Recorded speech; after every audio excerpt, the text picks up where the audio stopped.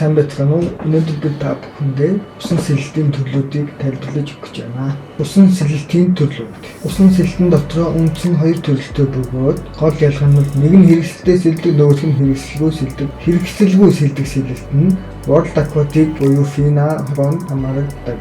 Харин хэрэгсэлтэй сэлдэг сэлэлт нь CMAS буюу дэлхийн усан дор холбоонд хамаардаг. Хэрэгсэлгүй сэлэлт нь дотроо дөрвөн төрөлтэй бөгөөд ихний сэлэлт бол өрөөр далдах сэлэлт.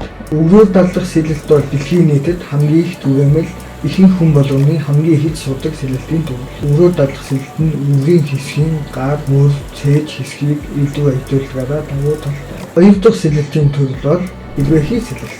Эрвээхий сэлэлт бол сэлж байхдаа яг л эрвээхийн мэт харагдаг. Гурав дахь сэлэлтийн төрөл бол араар далдах сэлэлт.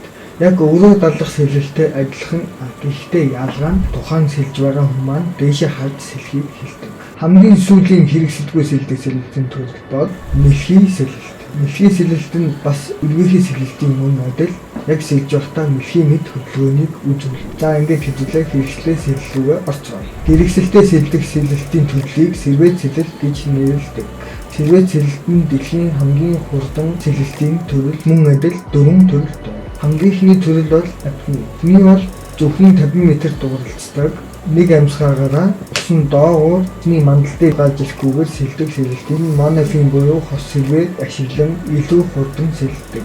Хоёр дахь сэлэлт бол bifin swimming. Bifin буюу хоёр хөлөнд салангад сервет зүүж мөн CMAS-ийн snorkel буюу мандлын зуултуурыг 100 сэлдэг бөгөөд хөдөлгөөний хувьд өрөө далах сэлэлттэй адилхан хөдөлдөг.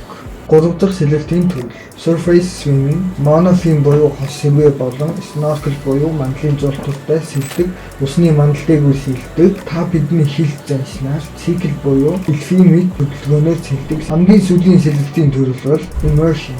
Immersion бол танк буюу цилиндртэй монофинтэй доогуур сэлдэг буюу дээшээ гаж ирэхгүйгээр танкны тусламжтайгаар усан доор амьсгалан сэлдэг төрөл. Өнөөдөр бид та бүхэндээ усан сэлэлтийн төрлүүдийг тайлбарлалаа. Дараа дараагийн бичлэгээр уулзлаа. Баярлалаа.